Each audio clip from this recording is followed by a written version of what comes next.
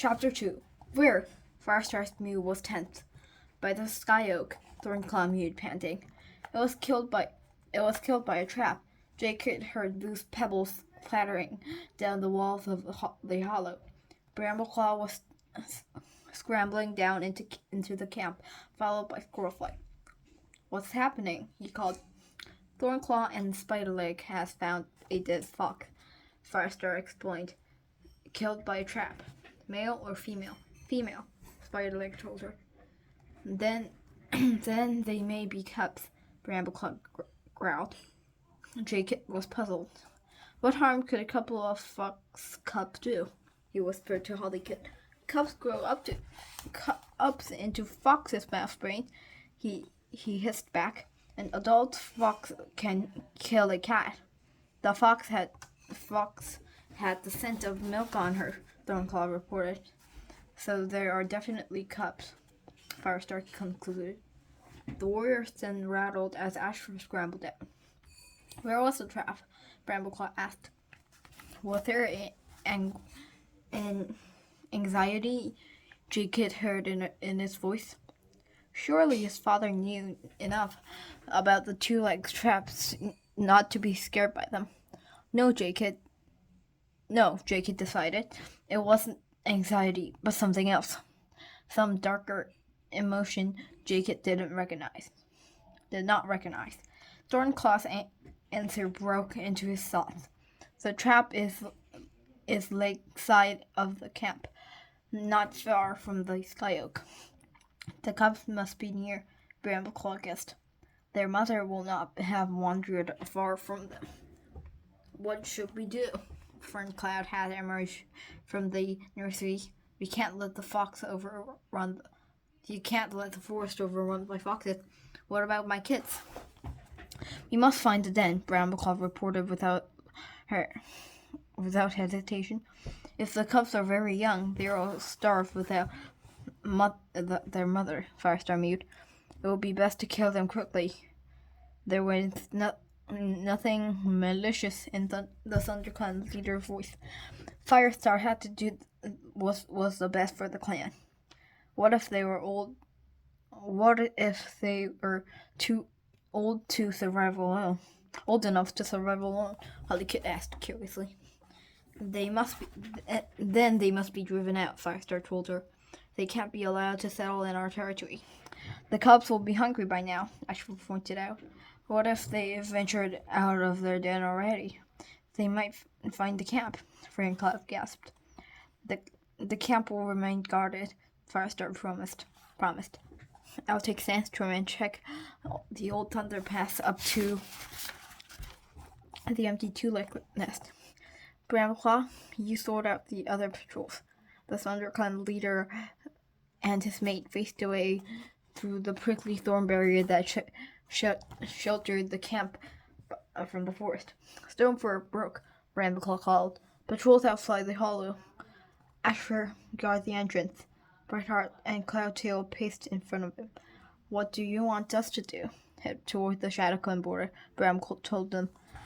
The earth is sandy there. Ideal for a den. Squirrelflight, will you lead you?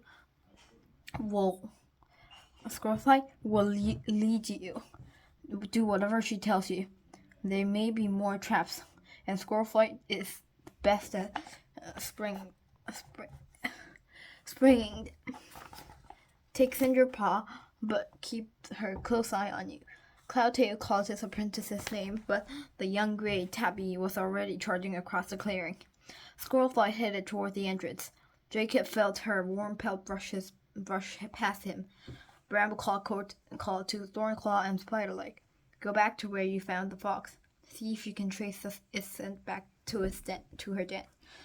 Thortail, Skits, Poppypaw, and Mouthpaw were waiting expectantly, hardly able to stand still.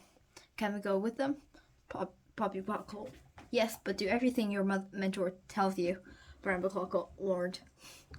Jacob felt an excitement crackle in the air like lightning as they headed out the camp after Spiderleg and Thornclaw.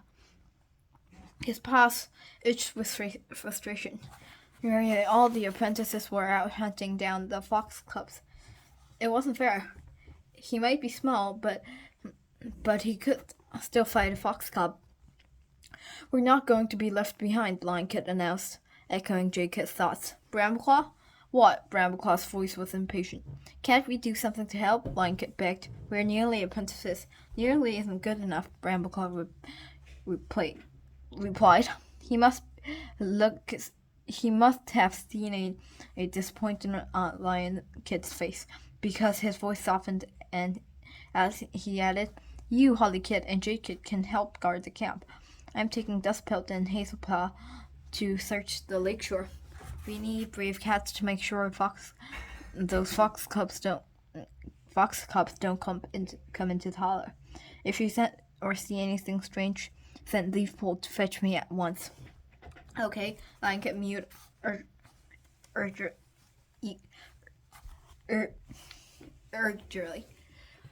He hurried back to his brother and sister. "We got to guard the camp," he told them, "in case of the fox cubs tried to come in. You don't think fox cubs will really get this far, do you?" Like Jacob mewed grumpily. "There must be a Thunderkind apprentice busy behind every tree out there. Brambleclaw's just trying to keep us busy." Lion Kit sat down with a bump. Like Leaf Bear that he'd been dropped by breeze. "I thought he really wanted us to help." "You never know," Holly Kit mewed. "The fox cubs might head this way. If they do, I bet we could smell them first, especially with Jay Kit's helping." A surge of anger pulsed in Jay Kit's paws. "You're just bad," asked Brambleclaw. She snapped. "Stop trying to pretend we're important to the clan when we're not."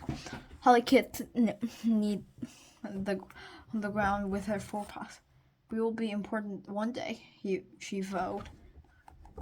Lion Kit suddenly stood up and turned into an excited circle, his tail fluffing out.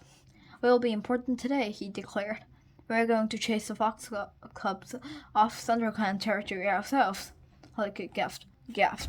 "But if we're leaving the camp without permission, we'll be breaking the warrior code." "Well, we'll be doing it for the good of the clan," Lion Kit argued. "How can that be against the warrior code?" Jay Kit thought of something else. "We're not warriors yet. We're not even apprentices. So why do we have to obey the warrior code?" A purr rose in Holly Kit's throat. "If we did chase off the fox cubs, Ice Kid and Fox Kid would be safe," she mewed. "Exactly." Lion Kid turned and padded to a shadowy part of the thorn barrier that cut off the camp from the forest. Jay Kit knew where he was heading.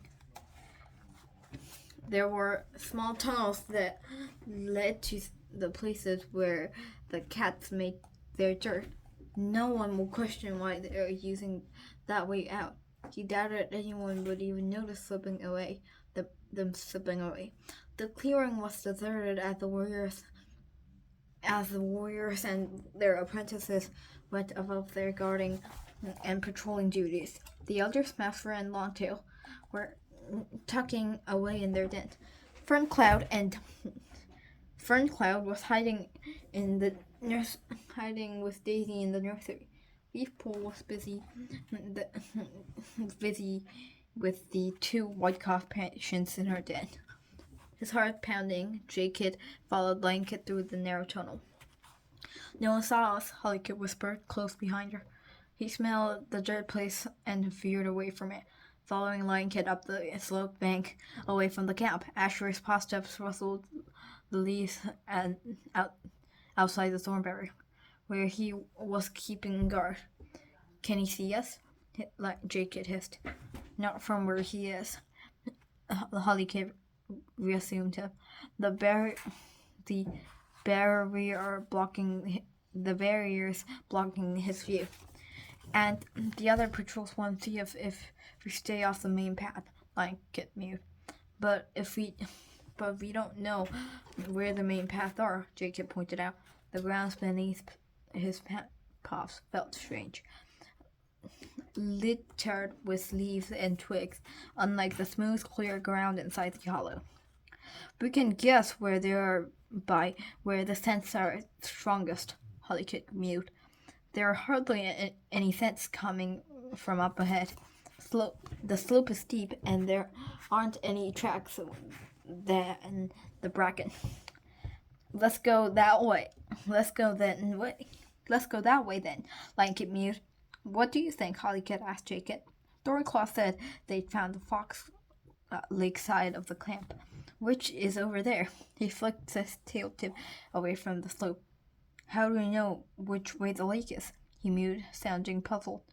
I can smell the wind from the water, Jacob explained. It tastes fresher than the wind from the hills or the forest.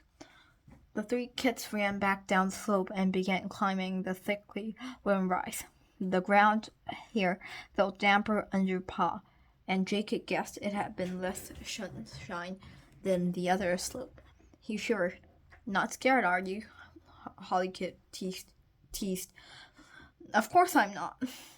Of course not, he mewed. It's just cold out of the rain. They carried up the slope until they reached the crest where the tree thinned out. Jacob felt a warm breath deep in desperate sunlight flicking through the branches.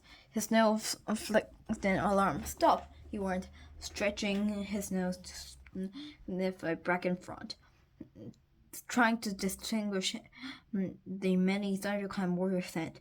The warriors had came this way a lot. I can't see anyone, Hollykit mewed. We better be careful, though, Jacob urged. What if we bump into a patrol? If only it was Greenleaf, Lion spat. Then there'd be loads more undergrowth to hide in. What about over there? Hollykit mewed. The trees are thicker, and there are brambles, Lion finished. He dared forward with Hollykit and Jacob following away from the strange scented bracken and into the trees beyond. The air was clearer here, less laden with thunderclan scent. And the muscles in Jacob's shoulder began to relax, and then he heard a familiar sound. Stormfur's rumbling yowl. Brooke, the gray warrior was calling to his mate. Get down, Jacob hissed. Instantly, the kids crouched. Jacob pressed on his belly to the cold earth, aware of his heart thumping against the leaf mulch. The ground vibrated with approaching footsteps.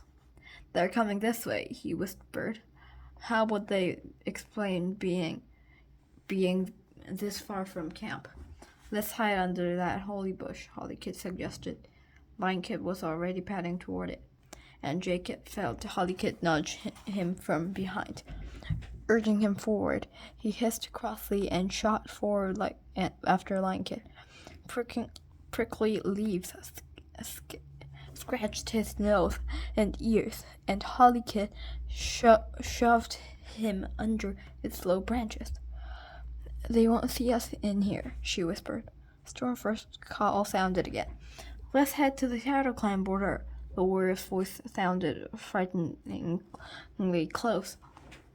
Brooke answered him, her low mew only tail's length away. Do you think that they might be using the old fox den? Probably not, Stormfur mewed.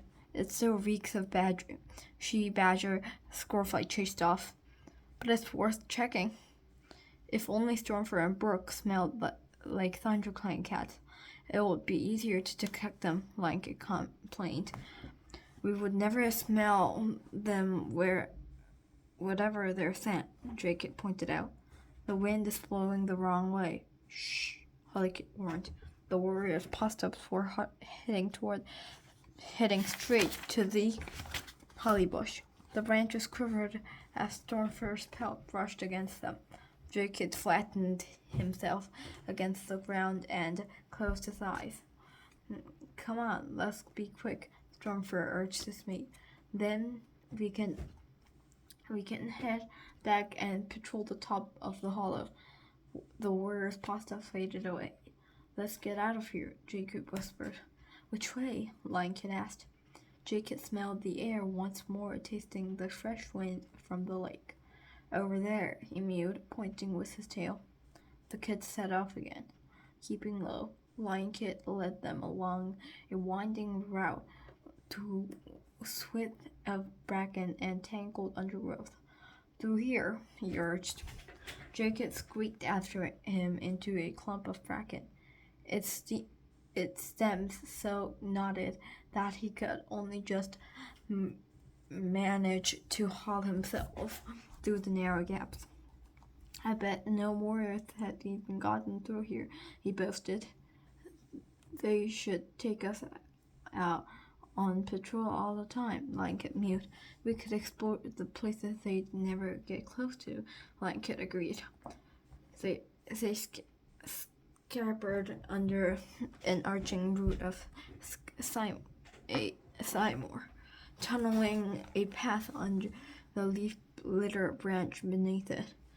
Jacob stopped. He could scent the fresh mark of spider leg. "Wait," he ordered. "Thornclaw's patrol just passed this way." Immediately, the kids scampered back into the shadowy hall that the hole they had burrowed beneath the sycamore roots.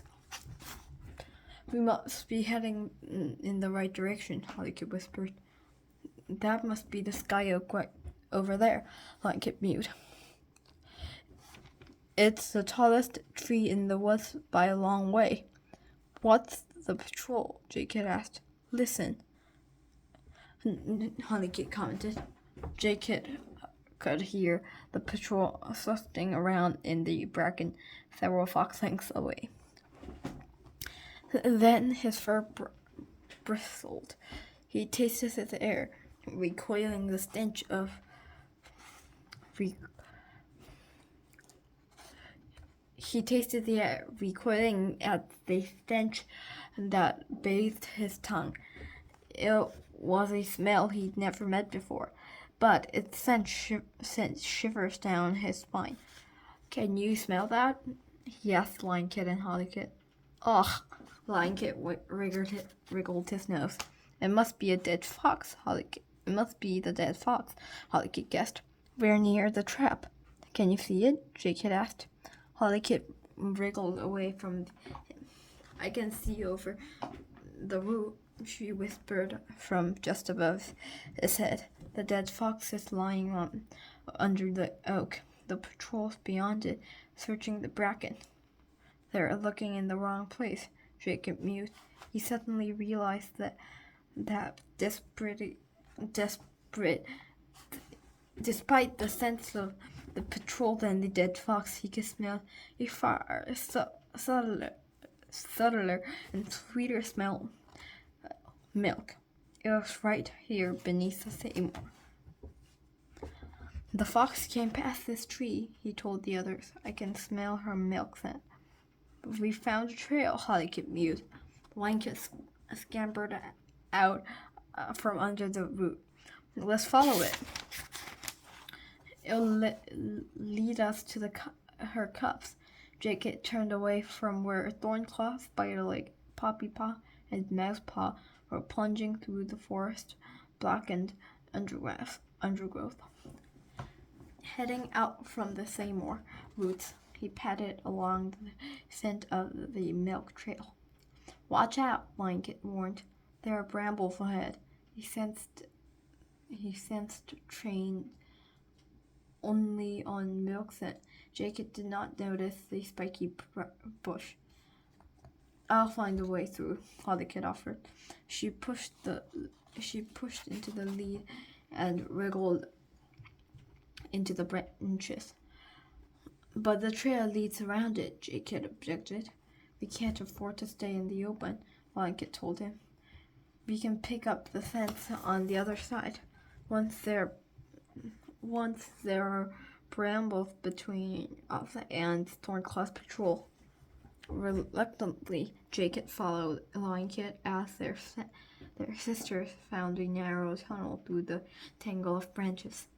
He was relieved when he picked up fox scent quickly on the other side. The trees were more widely spaced here. Jacob could not feel the wind in his fur, and sunlight reached down to the forest floor.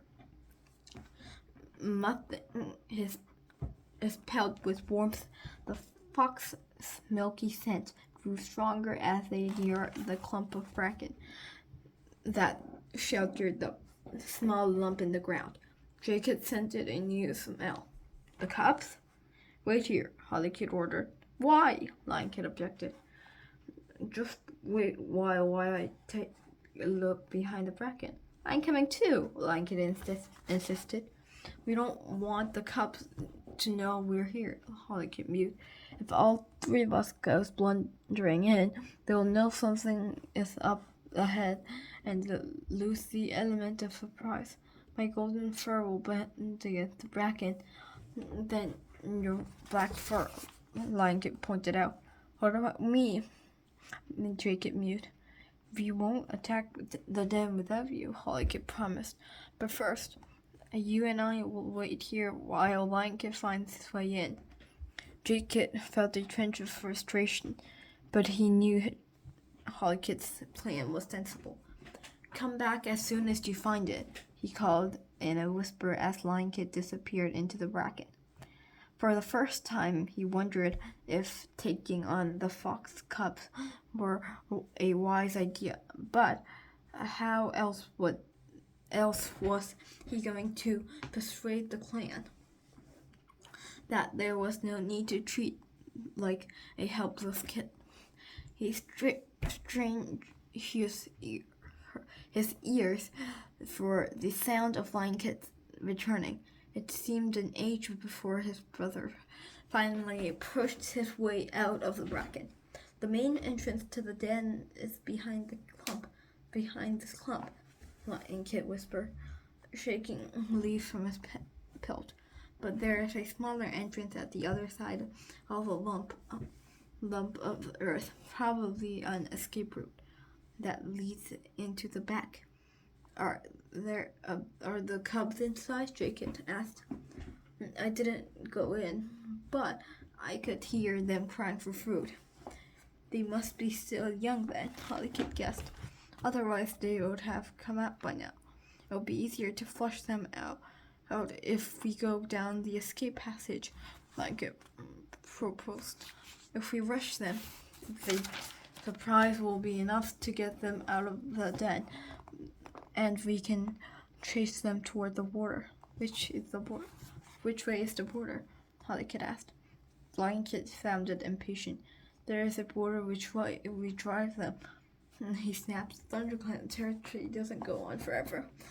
Let's get on with it before Thornclaw finds them and takes all the glory.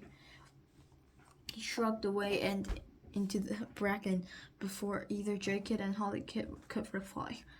He led them up the slope, out of the bracken, and over the top of the leaf-strewn mouth of ground. The escape route is here, he announced, skidding to a halt. It's no bigger than a rabbit hole, Hollykid mewed in surprise. Perhaps that's what it used to be, Lionkid answered. Who cares, so long as we can fit down it. Thornclaw's mew sounded in the trees not far away. The warrior's patrol must have given up searching in the brackens near the dead fox, heading towards the mouth of the earth. Hurry, Lionkid hissed, or Thornclaw will find the cubs first. And taking a deep breath, Jacob plunged into the hole. Its earth and sides pressed against his pelt as he scrambled down it. He didn't mind that there were no light down there. He trusted his nose to lead him to the den.